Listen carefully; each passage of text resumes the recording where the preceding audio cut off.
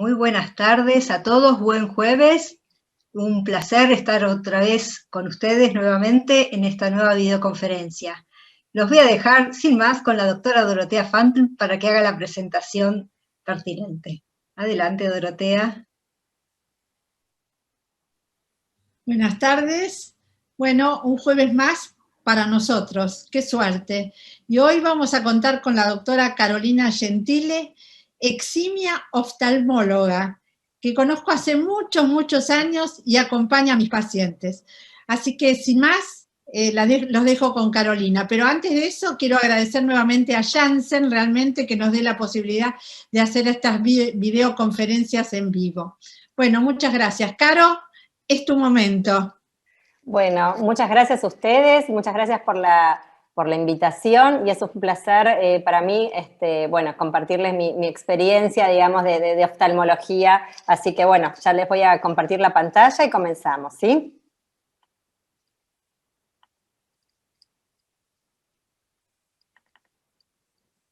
Ahí pueden ver bien, ¿no? Perfecto. Bueno, bárbaro. Bueno, muchas gracias. Entonces vamos a comenzar. La idea de esta charla, esta presentación, es hablar un poquito sobre salud visual en pacientes con mieloma, ¿sí? Primeramente para organizarnos, vamos a describir un examen oftalmológico general en pacientes con mieloma, describir los efectos de la visión y la influencia en las medicaciones utilizadas, y considerar sobre todo la importancia en los controles y en la prevención, que es fundamental. Entonces, vamos a empezar primeramente, brevemente en forma general, ¿cómo es un examen oftalmológico? Bueno, muchos habrán ido al oftalmólogo, ¿sí? Pero la idea es que todo comienza con un interrogatorio, como cualquier especialidad, donde ahí sobre todo uno constata el motivo de consulta. A ver, no es lo mismo concurrir para un control que, por ejemplo, que el paciente ya note baja visión o tenga algún síntoma en especial, por ejemplo, por una catarata. Entonces es fundamental el motivo de consulta. Los antecedentes, si está tomando alguna medicación, si hay antecedentes, por ejemplo, en la familia de glaucoma, de un problema en la retina, todo eso es muy importante para nuestra especialidad. Después vamos a comenzar con la toma de la agudeza visual, que es ver cuánto ve el paciente, ya sea de lejos, con una cartilla, como vemos acá donde vamos preguntando las letras, o sea, lo que ve el paciente, primero con un ojo y después con el otro, y después de cerca. Ahí este es el momento donde si uno necesita lentes, bueno, prescribe los anteojos necesarios. Y después, ustedes habrán visto que nosotros los oftalmólogos, más allá de mirar todo un examen externo, ver los párpados, la piel de los párpados, la simetría de los ojos, que eso se ve incluso en el interrogatorio, uno utiliza este aparato que es la lámpara de hendidura, que es como si fuera un microscopio que uno ve, digamos, la imagen magnificada, como podemos ver en la foto del medio, donde acá podemos ver el paciente que tiene una catarata, ¿sí? Que es esto más amarillento que vemos acá, y bueno, vemos el iris y la córnea. Posteriormente, esa es toda la consulta inicial. Y hasta acá vimos todo lo que es este sector, como pueden ver acá en la imagen, que es la parte anterior. Es decir, vemos la córnea, que es transparente, vemos el espacio que hay entre la córnea y el cristalino. Pero si nosotros queremos ver la parte de atrás del ojo, es decir, la pared ocular, o sea, o el fondo de ojos, la retina, ¿sí? Tenemos que hacer un fondo de ojos. Este es el estudio que muchos les habrán colocado alguna gotita, que los hacen esperar afuera un rato para que se dilate la pupila, y ahí, con la pupila dilatada y la utilización de algunas lupas, uno puede ver en detalle los vasos sanguíneos, el nervio óptico, y esta área, que es el área central, que es la de la mácula, vendría a ser, o la fobia, que es donde uno tiene la visión más fina o exquisita. Entonces,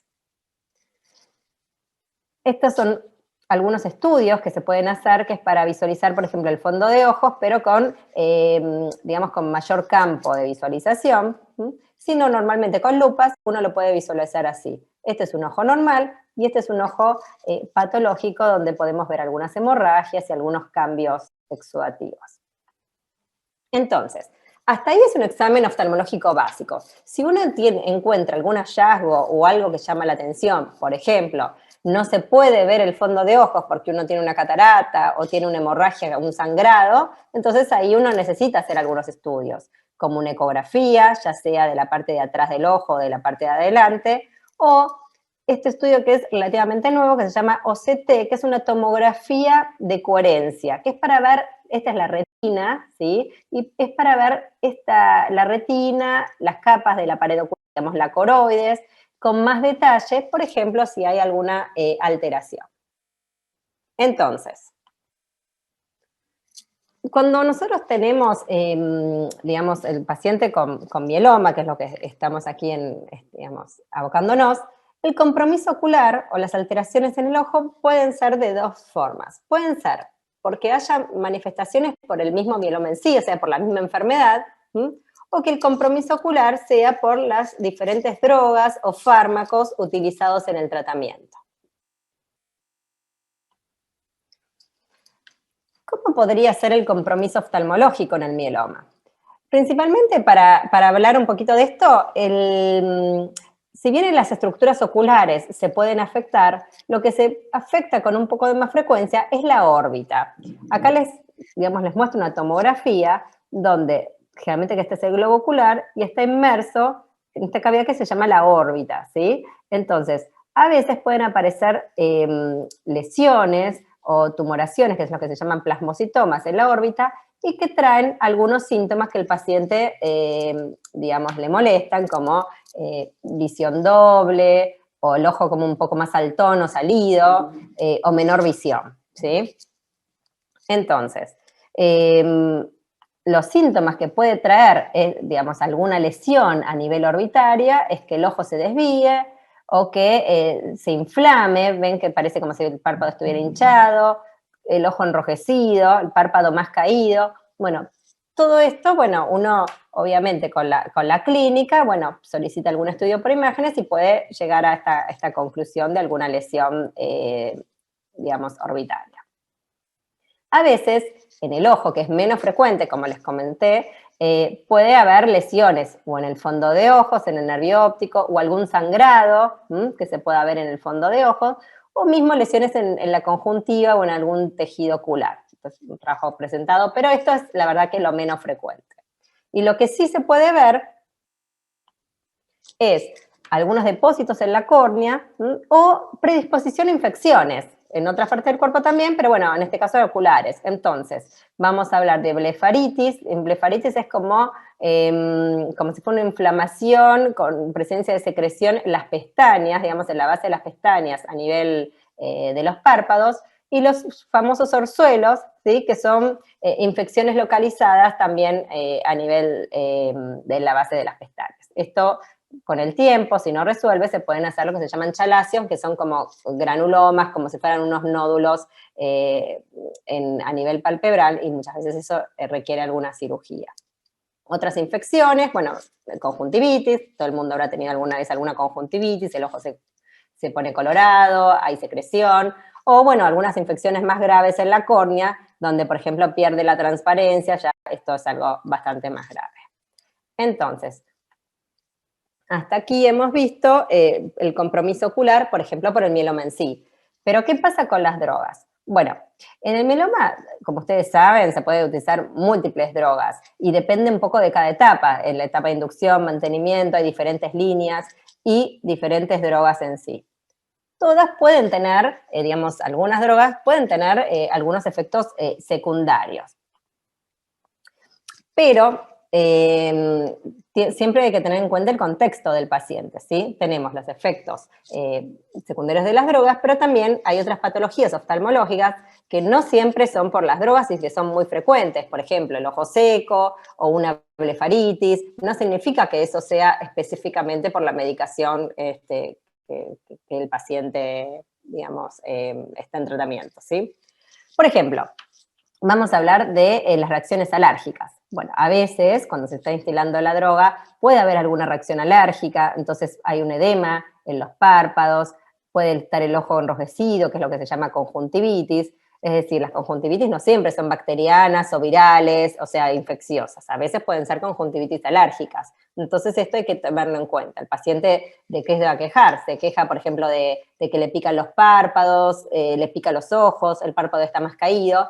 Y en general el tratamiento con unas gotas antialérgicas, con frío, con todo eso ayuda a mejorar los síntomas también.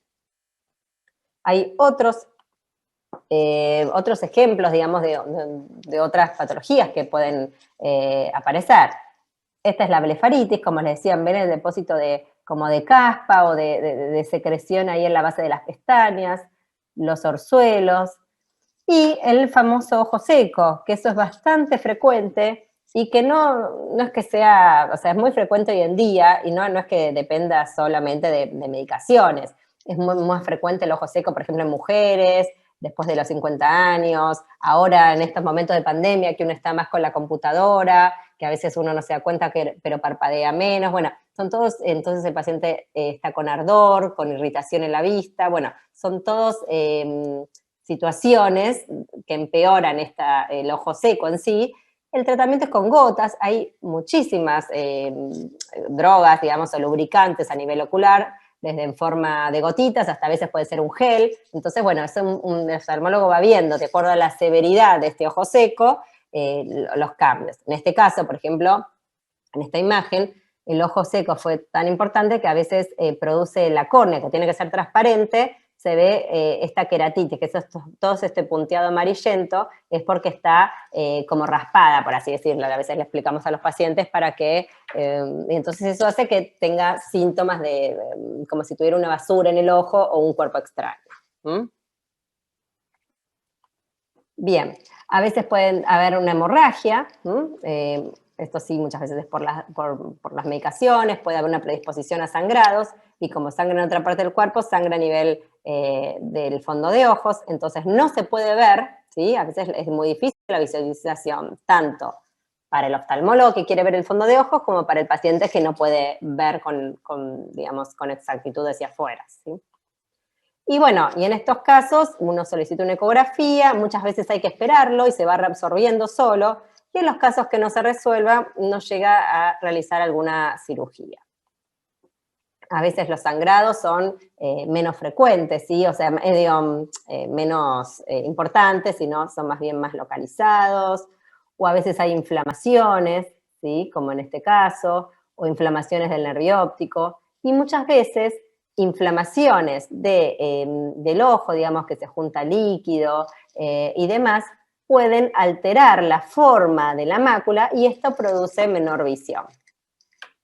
A veces puede ser secundario a drogas, pero otras veces no, otras veces, digamos, puede coexistir. Puede ser que el paciente tenga mieloma, esté con su medicación y que de repente tenga un problema en la mácula, una maculopatía o tenga otra enfermedad. Entonces, por eso es muy importante hacer todo un examen completo.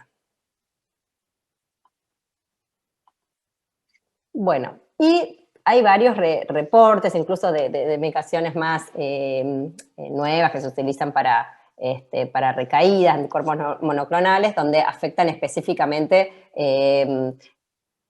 algunos aspectos específicos del ojo. En este caso, produce efusión uveal, es que se junta líquido, o sea que se inflama. Entonces el paciente, digamos, cambia la visión, se hace un poco más miope, puede aumentar la presión y hacer un glaucoma agudo. Bueno, son todas situaciones que hay que considerar cuando uno está revisando al paciente. Por eso es fundamental el interrogatorio y ver con qué medicaciones estamos en presencia. Y bueno, vamos a hablar de los famosos corticoides, que estos se utilizan, ya sea para el mieloma o también para otras, otras patologías. Lo más importante de los corticoides, que yo siempre digo, que necesitan su control, porque hay un porcentaje en la población, que son 20% aproximadamente, que es sensible a los corticoides y puede aumentar la presión y provocar un glaucoma. El glaucoma es el cambio, o sea, es la alteración del nervio óptico por daño, digamos, es la alteración del nervio óptico, perdón, que produce daños en el campo visual, y uno de los factores de riesgo es la presión ocular. pero no es que sea sinónimo de aumento de presión ocular, ¿sí? Eso puede traer alteración en la visión, una visión borrosa, y, bueno, y otro de los aspectos, digamos, que hay que considerar de los corticoides es que predisponen o aumentan la aparición de las cataratas. Fíjense, esto es para mostrarles un ejemplo. Esta es una imagen normal, ¿sí? De cómo sería una visión normal, y esta es una visión en un paciente con glaucoma, donde está afectado el campo visual y uno ve, o sea, esto es un caso muy extremo, ¿no? Pero uno termina viendo a través como si fuera de una imagen tubular, es decir, un tubo en la parte más central. O sea, va perdiendo el campo visual. Otro de los aspectos, digamos, de los corticoides a tener en cuenta es las cataratas, ¿sí? Las cataratas, ustedes saben que es normal que después uno nace con un cristalino transparente, a medida que van pasando los años, digamos, el cristalino se va poniendo amarillento y van apareciendo las cataratas. Uno cuando tiene cataratas puede estar años con catarata. El tema, que la catarata con corticoides es un tipo de catarata especial que lo que hace es, está como más posterior y avanza rápidamente. Entonces el paciente nota en forma muy brusca esta disminución de la visión. Y este es un ejemplo, vemos un cristalino donde tiene una catarata como más amarillenta, y esta parte posterior opaca es la catarata que se puede producir por los corticoides. ¿Y cuáles son esos síntomas de la catarata? Fíjense. Primero, pierde luz, el paciente empieza a ver como menos luminoso, cada vez menos luminoso, como más oscuro, y sobre todo de noche va a molestar muchísimo más. Puede haber encandilamiento, por ejemplo, cuando las luces de los autos, ¿sí? Y alteración en los colores, una percepción diferente de los colores. Entonces, a veces puede alterar la visión de los colores, disminuyen los contrastes. En algunos casos no siempre producen como una visión doble, pero con un solo ojo. Fíjense, son todos ejemplos de formas de cómo puede ver el paciente con catarata. Igualmente, el tratamiento, cuando uno tiene una catarata que afecta la visión, porque no siempre digamos, afecta la visión en forma importante como para una cirugía, pero generalmente cuando afecta la visión, la compromete y empeora la calidad de vida, el tratamiento es quirúrgico, ¿sí? El tratamiento lo que se hace es sacar la catarata con un aparato que se llama facoemulsificador y se coloca esto que es una lente intraocular, que de hecho si el paciente ya tenía, por ejemplo, o una miopía o una hipermetropía, como la medida que se hace para calcular la lente es exacta, bueno, uno puede operar catarata y corregirlo de lejos, y de cerca, bueno, usar algún anteojo, como los pacientes que tienen presbicia, por ejemplo. El único método actual para el tratamiento de la catarata es la cirugía, no es que haya un tratamiento médico ni mucho menos, ¿no?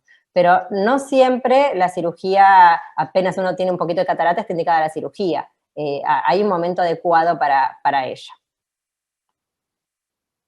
Entonces, lo fundamental son los controles oftalmológicos. Un control anual, o sea, con completo y con fondo de ojos, con dilatación, porque ver y que le vean los lentes no es, digamos, es incompleto, faltaría ver el fondo de ojos. En el caso, por ejemplo, de pacientes con mieloma, ver el tema de cómo está el nervio óptico, cómo está la retina, y cómo están los medios del ojo, si son transparentes o no. Ante síntomas, fundamental consultar al oftalmólogo, no automedicarse, si el ojo está rojo, pienso que es conjuntivitis, ir a la farmacia, poner esta gotita, la otra, no. Es importante consultar porque no todo, o sea, un ojo rojo puede ser desde una conjuntivitis, puede ser una irritación, o puede ser un glaucoma también, o puede ser, no sé, una uveitis, que es una inflamación más importante. Entonces es fundamental el control y poder verlos con los equipos correspondientes. Y de acuerdo a los hallazgos que uno vea, bueno, ahí uno o hace controles periódicos o solicita algún estudio complementario, o en el caso, si es una catarata para operar, bueno, un tratamiento será quirúrgico. Y por último, como para terminar, para que dejar un poquito lugar a las preguntas, siempre los pacientes con mieloma pueden presentar, digamos, síntomas visuales como cualquier otro paciente, es decir, el paciente con mieloma puede tener miopía, puede tener astigmatismo, puede tener, o sea, hay que evaluar todo el contexto del paciente y obviamente tener en cuenta las medicaciones, que hay algunas que son más específicas, y por ejemplo los corticoides, y es fundamental hacer un seguimiento un poquito más estricto de la presión ocular. Si una presión ocular en un paciente con corticoides está al límite, bueno, no lo voy a controlar en un año, lo voy a controlar, por ejemplo, cada 2-3 meses, solicitando algún estudio para ver el nervio óptico, y eventualmente se medicará con alguna gota que lo que hace es bajar la presión ocular. Es importante el control oftalmológico porque a veces pueden aparecer recaídas de la enfermedad, como en otra parte del cuerpo puede aparecer en el ojo, ¿sí? Bueno, no es muy frecuente, pero puede aparecer, entonces es importante, digamos, tenerlo en cuenta. Y los controles, el examen oftalmológico completo y los controles periódicos. Como siempre les digo, hay que consultar y no hay que dejarse de estar con alguna sintomatología. Hay muchas cosas que se pueden prevenir, digamos que se pueden controlar. Si uno tiene un aumento de la presión ocular, por ejemplo, con una gota en general es suficiente, y uno no va perdiendo fibras nerviosas, pero si eso uno lo deja pasar, digamos, la presión ocular aumentada en forma constante y por mucho tiempo puede alterar el campo visual y puede producir obviamente menor visión. Así que bueno, quise darles un ejemplo de todo eso. No sé si alguien... Muchísimas gracias, Carolina.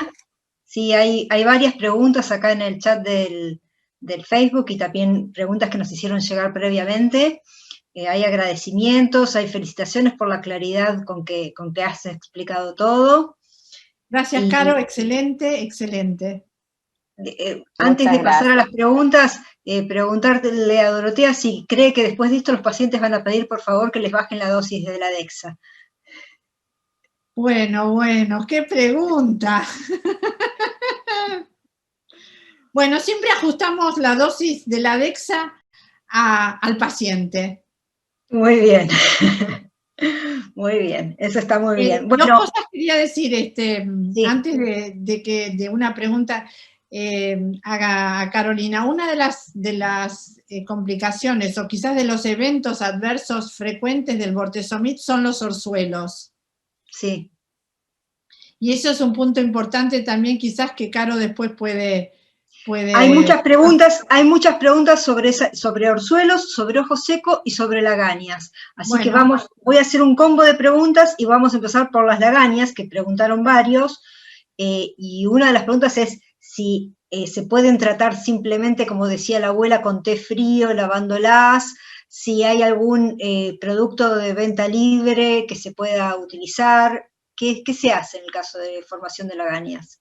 Bueno, en realidad estamos hablando de lo mismo, porque es así, la blefaritis, o sea, las lagañas, o blefaritis, que es el término, lo que muchas veces no siempre es infeccioso, a veces es por un aumento de la secreción sebácea, digamos, a nivel glandular. Entonces, lo que hay que hacer, es más, nosotros en nuestra recomendación es una higiene del borde del párpado. Puede ser 2 a 3 veces por día o el shampoo Johnson, ¿vieron el de bebés que no pica los ojos? Esa es una opción. La otra opción es con un jabón neutro, sin perfume, digamos, de glicerina, sin nada, con el ojo bien cerrado, para obviamente que no entre jabón en el ojo, modificando bien la base, digamos, limpiando la base de las pestañas, haciendo una espuma. Entonces eso lo que hace es sacar esa secreción que se junta en la base de las pestañas. Y después sí, puede ser, hay como preparados a nivel farmacológicos específicos como para limpieza. Eso es la limpieza.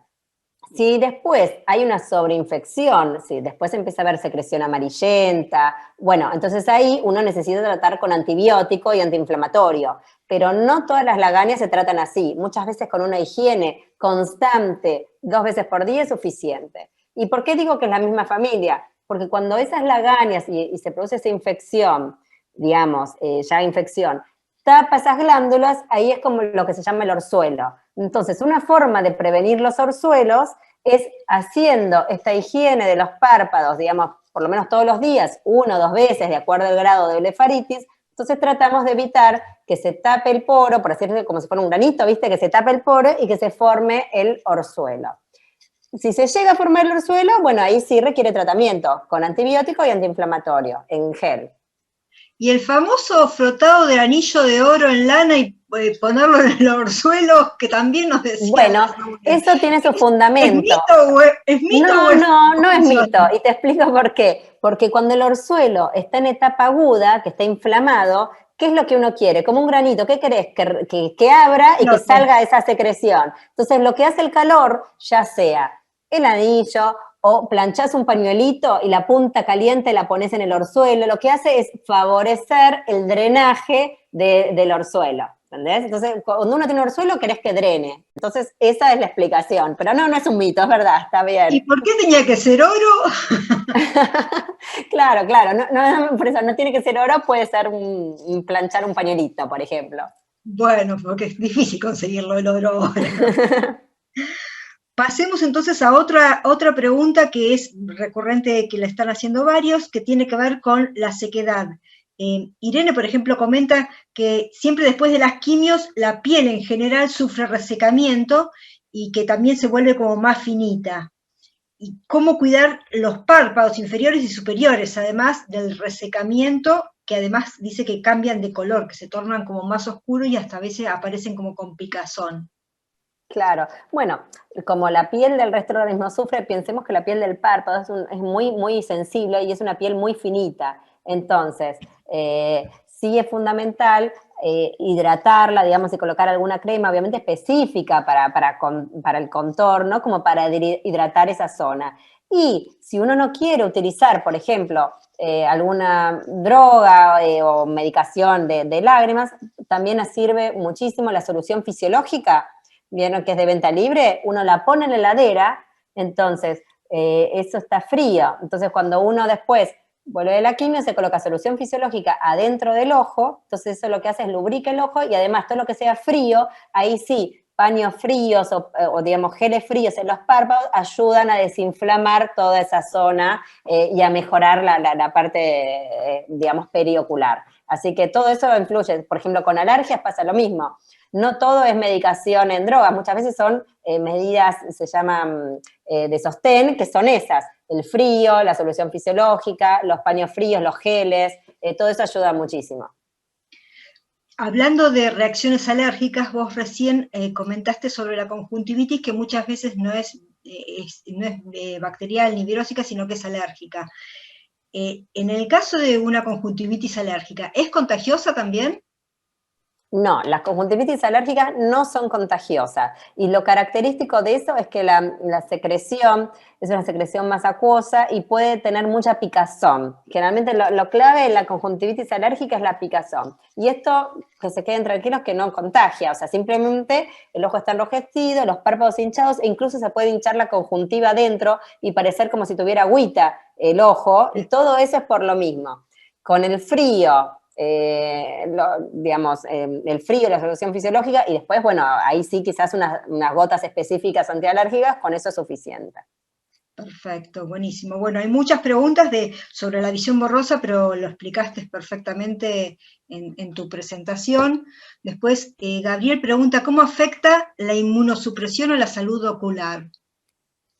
Bueno, en realidad a veces lo que hay que tener en cuenta es la predisposición muchas veces a las infecciones, como estuvimos hablando previamente, o sea, como ahora, bueno, no refregarse, medidas básicas, ¿no? No refregarse los ojos, no tocarse la vista, a veces, digamos, tener las manos limpias, a veces son cosas básicas. Bueno, hoy en día es fundamental, uno está con el tema del alcohol y con toda la limpieza, pero eso lo decimos, si uno se va, no sé, a manipular una lente de contacto, o si se va digamos, siempre es muy importante el lavado de manos previo a cualquier manipulación. ¿Y qué pasa? Por ejemplo, la conjuntivitis, ¿cómo se contagia? ¿Alguien tiene conjuntivitis? Tiene secreción, apoya la mano en la mesa, después viene otro, toca esa mesa, te pica el ojo, te rascas así y ya te contagias. Entonces es fundamental no tocarse los ojos ni la cara, digamos, y si no, lavarse bien las manos. ¿Hay menos conjuntivitis ahora con esto de que todos estamos usando mucho alcohol en las manos? ¿Habrá servido para eso tal vez? Lucrecia pregunta, ¿qué puede ser la aparición de una imagen en el ojo como si el cristal de un anteojo tuviera una gotita o una huella? Bueno, ahí digamos, lo fundamental es primero ir al oftalmólogo y sobre todo hacer un fondo de ojos, porque a veces puede haber, a veces uno ve, por ejemplo, o desde moscas volantes, que son puntos negros que se mueven de un lado a otro, o si la lesión está fija como una huella y está algo central, puede ser desde una opacidad, o sea, o digamos, en el cristalino, o incluso en la mácula. Entonces ahí seguramente con el fondo de ojos le harán un OCT, que es esa tomografía de la mácula que es mucho más precisa para ver si hay alguna alteración en esa zona. Pero lo importante es estudiarlo, porque pueden ser muchas cosas, pero hay que ver si eso es anterior, si es del cristalino, o si estamos ante la presencia, por ejemplo, algo en el fondo de ojos o en la mácula. Buenísimo, gracias. Debo pregunta, ¿hay alimentación que pueda ayudar para la visión? También las abuelas decían la zanahoria, comé zanahoria que... Claro, bueno, todo eso sí tiene, o sea, lo que es vitaminas y de hecho, por ejemplo, a los pacientes que tienen maculopatía, por así decirlo, más allá, hay complejos vitamínicos, pero si uno tiene una dieta variada en vegetales, antioxidantes, pescados, bueno, todo eso obviamente que ayuda, no es la alimentación es fundamental para todo y a nivel ocular también, sí. Bueno, muy bien, buenísimo. Bueno, tenemos ya muchos comentarios, muchos agradecimientos. Marala dice que le dan frecuentemente minociclina y que los orzuelos no van y que aparte pierde la visión y ve borroso.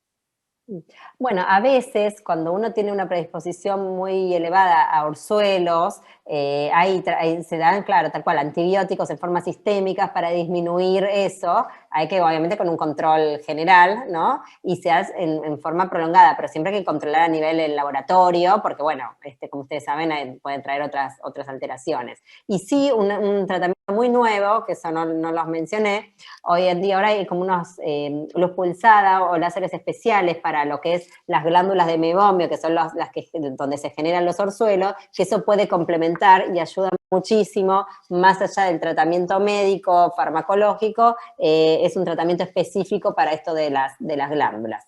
Esto se hace con un estudio para ver qué tipo de ojo seco tiene o qué tipo de alteración en las glándulas tiene y es específico para mejorar esa zona. Eso sí se puede hacer y es algo muy, muy nuevo.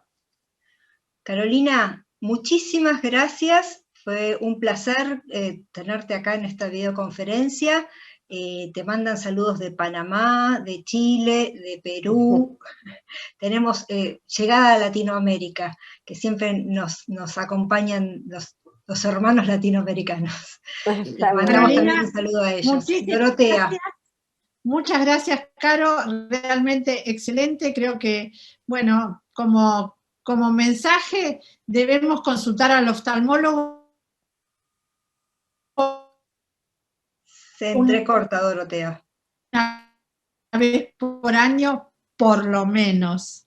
Para llevarse como mensaje a casa, consultar por lo menos una vez al año al oftalmólogo. Tal cual, eso es fundamental y obviamente si aparece algo, siempre consultar. Y bueno, la verdad, el placer fue mío, muchas gracias a ustedes por la invitación y bueno, me encantó poder ser útil y ayudar a todos ustedes. Muchísimas gracias, Muchas Juan gracias. y Paula, Dios. y gracias Dorotea como siempre. Hasta la próxima. Muchas gracias.